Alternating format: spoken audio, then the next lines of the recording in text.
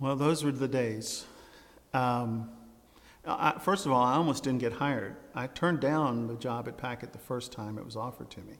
Um, I was still working for John Lambert, and a copywriter position came open at Packet. Sandy called me and said, would you like this job? And stupid me, I used it as leverage to get John to pay me more instead of going and taking the job. And it wasn't very long before I realized, boy, was that a big mistake. And I grew more and more unhappy at Lambert and realized what was going to happen at Packet. So they hired a woman. She didn't stay very long. So when she left, I had to beg Sandy, please let me interview for the job again, because she, was once burned, twice shy. She didn't want me to turn her down again. So, but anyway, I finally got her to agree. So when I went there, I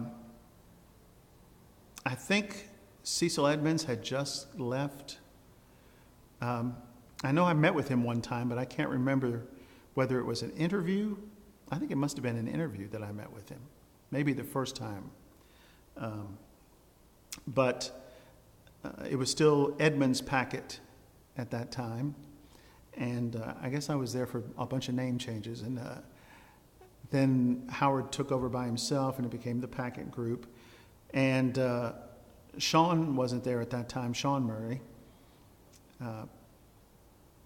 Sandy, we needed an art director, and Sandy put an ad out in Ad Week or wherever. And Sean was down in Tampa at the time, if I remember correctly. And so he came up, and I was the person who showed him around. He's always remembered that he and I went to lunch, and he asked me the questions that you can only ask away from the office. And I convinced him that things were going good, and that was a good move to make, and so he took the job. And Dave Purdom was there, and Gordon Garrett was there. I'm not sure these all were there at exactly the same time. They came and went, or went. Bruce Thomason came along and was an excellent account executive. And then we started clicking creatively. Well, when Holly was there, we were clicking creatively, and I forgot that article. I was going to bring that magazine, newspaper article, and I forgot about it. But then we started doing some good work, and we started getting some good clients. And Howard's not a salesman, but he's got the personality. He's the BS artist of all time, and Sandy had the enthusiasm and the creativity. So we started getting good clients and good opportunities, and we started winning a lot of awards. And it was a fun place to work. There's never been any place like it, and that was it for me in terms of atmosphere and enjoyment of work. We had a good time together, and worked hard, worked long, did whatever we had to do, but there was really good chemistry in that place. Are deadlines your friend or your enemy? They're my friend. Can you start out with that? My voice isn't going to be on. Deadlines are my friend, not my enemy, because I may be the only procrastinator in the world, but I am one. And if I don't have a time that I'm supposed to get something done, then I'll push it off and push it off. So, there are reasonable deadlines and there are unreasonable deadlines. Nobody likes unreasonable deadlines, and you certainly have those. People who call you up and say, we just decided to do a full-page ad in this trade show edition of a magazine, and it closes day after tomorrow. So you have to come up with an idea, you have to produce the ad, and everything in a day, and that's not fun. But on the whole, I don't mind deadlines at all. What changes have you seen in the way our work gets done since you It's started? interesting that you said that, because I was just thinking I would like to go back to CR and Friends, because back in those days,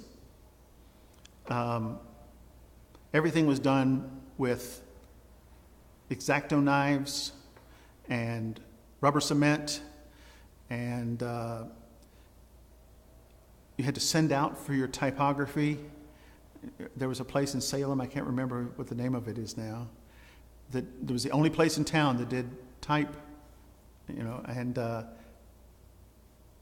they took 2 or 3 days, so you couldn't get anything done immediately. And then when you got it back, if you didn't like the way they kerned the letters, or if it was done by keyboard, so it did it sort of automatically. So the art directors would take their they worked on a mechanical board, and they would put the type down, and they would cut out each letter and move it over a fraction and stick it down, and then the next letter, and it was just an amberlith that they had to cut to cover the images and all of those things. Bill Poff was the creative director at John Lambert Associates, and his new wife, I think she was a new wife at the time, Kathy Poff, was art director. And I think it was her first job. She asked Bill for advice before she started the job, and he said, "Don't bleed on the artwork." And that's not an advice that you'd ever have to give anybody anymore. But then you had the X-Acto knives, and people would cut themselves, so he'd say, "Don't bleed on the artwork." So, so now everything's done with Photoshop and online. I used to write it on typewriter and had what was that, erase tape that you stick in the type over it, and copy paper. You had to have copy paper and all the rest of it. But yeah, a lot has changed in terms of and of course film and video were so much harder then and took so much longer. There wasn't really video. It was film, and anyway, that was kind of fun. I mean, I enjoyed working with film, but it was not easy and not quick. Yeah, the first part-time in I did was on film, and I remember, you had to run to Atlanta to get it processed. Now, there were 4 type houses when I got here. Art had started doing it and everything, but yeah, the move in that has just been,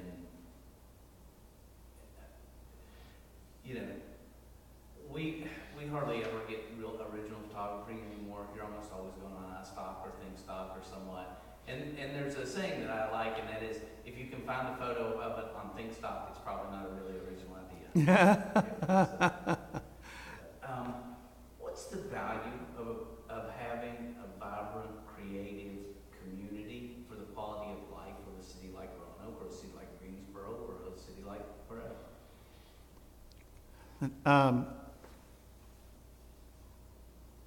Why does a creative community matter? Why does an advertising community matter?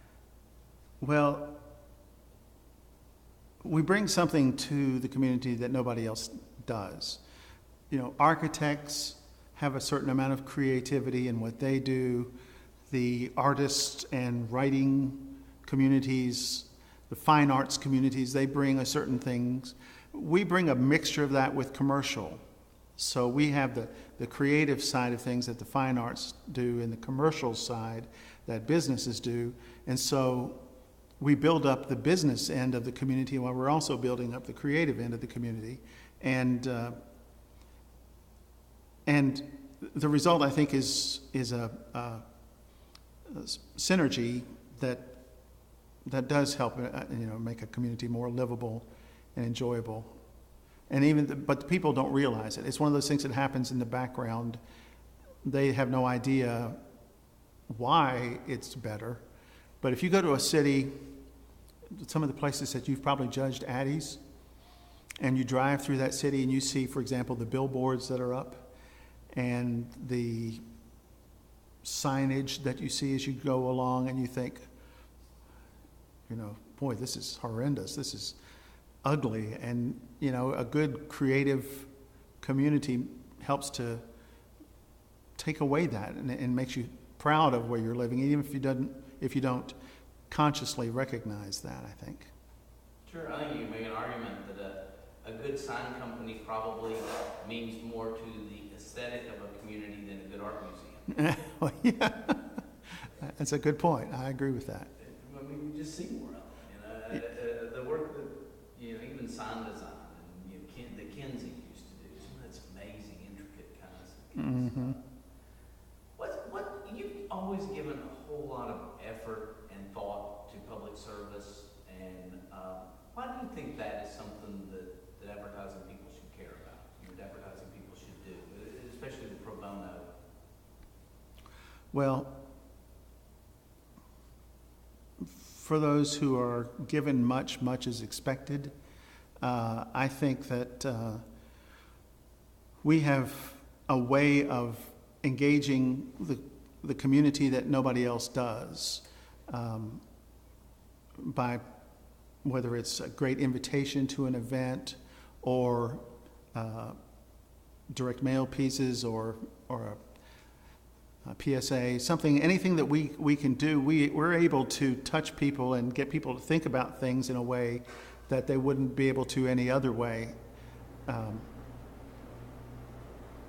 Other people will do it, but they'll do it in a straight line fashion, and it'll be obvious and it'll be dull, and we bring life to it, and we get people to pay attention to it. Everybody has their causes that mean something to them, and perhaps things that they won't do work for. I had one of those as well. But it was rewarding just from a personal standpoint to work for the rescue mission or work for Habitat or some of the other things that we did over the years. Not only rewarding, but it also allows you, they let you do things. They can't be too hard on you as a client because you're doing it for free. So they let you get away with stuff and do ideas that you don't get to do every other place as well. So it kind of, there's a benefit to it for us as well. Just kind of an open mic. Have you found happiness in being a copywriter? I mean, has that been? I know you're a lot more than a copywriter. You do a lot of things. Your blog is terrific. I enjoyed your book and that kind of thing. But what was the most rewarding thing about being a concepting copywriter for you? I'm not sure I can how to answer that. One of the most rewarding things was that I have a skill that is so unique. In a city of Roanoke, the size of Roanoke, there may have been 3 of us who could do what we do. And that's, there are more brain surgeons than that. So it's kind of rewarding to be able to have a skill, even though it's a strange skill to have, to be able to write well. And not only to be able to write well, but to be able to write in a way that's creative and that sells at the same time. And to be part of this community, this creative community with a bunch of good, fun, wacky people. So I guess that's my answer. I remember we had the Copywriters Club, and there was 3 of us. We get a buffet going. What were some of the particular people you always looked up to and enjoyed their skill, enjoyed whatever about them? Well, I've got to start with Sandy Murray.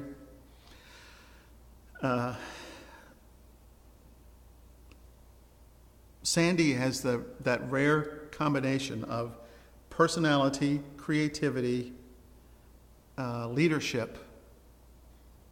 I've never known anybody who had those same characteristics. It was a real shame for me when she gave up the creative side and went more toward management, because she was so good at that, and she was good at pulling your best and tweaking your best. You know, we'd come up with good headlines or good concepts, and she would say, well, that's good, I like that, that's the idea right there, but what if you did this, or try doing this, or pull this together, or combine these two thoughts, or whatever it might be, and all of a sudden, boom, there would be something much better. She had that ability. She hired well. She was smart about who she hired, and I don't think there was ever a formula to it. It was not like she had any plan in doing it. She just had some sort of instinct that she knew how to hire people. And she had enough spunk. There's a Mary Tyler Moore show. Oh my gosh, that's really old reference. But she would stand up to clients. She would stand up to management. She and Bill Thomason, who came along as a managing partner for a while, they had some real blows because Bill was the money guy and Bill was the account executive guy, and he wanted the hard-hitting idea, and she wanted the smart idea, and so they but it had that ability. And when she went with clients, it was always friendly. She never, of course, was antagonistic to clients, but she was able to argue with the clients to get and so she was a leader, she was creative, she was smart, and she was energetic, and she has that great personality. So Sandy, first of all, Sandy. I have to say John Lambert, even though when he retired and sold his business and I was freelancing, he came back to me, and I did a lot of his creative work for him then, newsletters. He was influential, and when I went back to work for him the second time, I don't know if I mentioned that I went back to work for him the second time. Did I mention that in my story? After I worked at the Packet Group, I went to Shenandoah Life Insurance Company. I was at Shenandoah Life Insurance Company for 2 years as Director of Marketing Services, where I was in charge of the magazine and PR and incentive trips and advertising. Well, that was going okay for a while, and then they hired a new senior vice president of marketing, and he wanted starbursts, and he didn't want to market to consumers as Shenandoah Life had been doing traditionally. He wanted to market to agents, and it was all about how much you were going to get paid and all this stuff, and I had no interest in that. So I left and started freelancing again the second time, and Tracy Kaufman, yeah, called me and said, we have a creative director position open. I don't guess you'd be interested, would you? And I said, well, yeah, freelancing is no fun, and I had just gotten separated, and I had more financial responsibilities. So I said, well, yeah, I would. So I went and interviewed with John, and he said, you'd work for me again? You're the only person who's ever worked for me once who would come back again. So, but John was influential and has been a friend. I like John. Once I got away from that agency that was dysfunctional, I like him. And Claire would have to be a third person because she taught me so much, and by firing me changed the trajectory of my career. I don't really know what I was planning. I wasn't planning. I guess I thought I would eventually own my own shop, which was kind of a silly thing for me. But so anyway, but she taught me a lot. So Claire, John, and Sandy, I guess, are my biggest three influences. Great. Yeah, anything else you want to say? You've done wonderfully. I love what you said.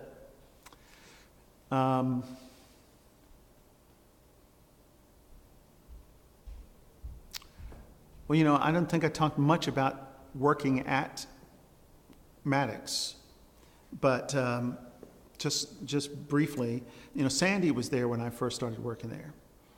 So Sandy was there, Tony Pierman, not Tony Pierman, Tony Kessler, I'm sorry. Tony Kessler was there, Mickey St. Clair, I remembered that name. He was there, and he was a lot of fun.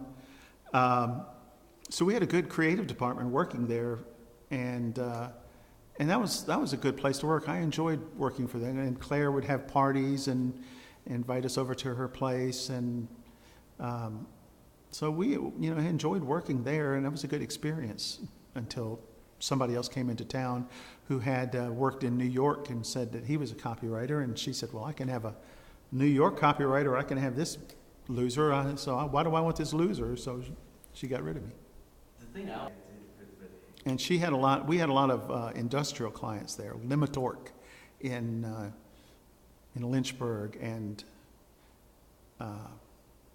Power Jack, which was some kind of hydraulic things, and so I wrote a lot more industrial copy there than I wrote, which was good training, not as much fun though.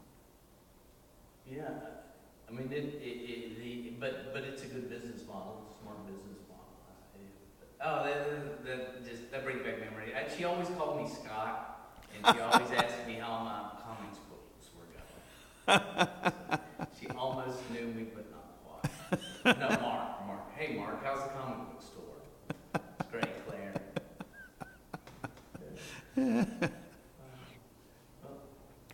Anything you want to ask me? Okay. Carrie has been a god. I think we're good. Oh, do me a favor. I need a line that I will probably replace later, but I need a feeder line. This is talking about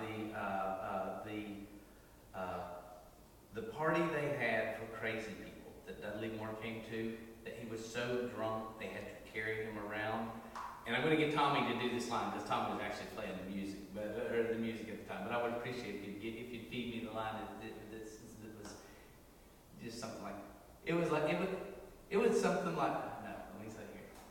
It was.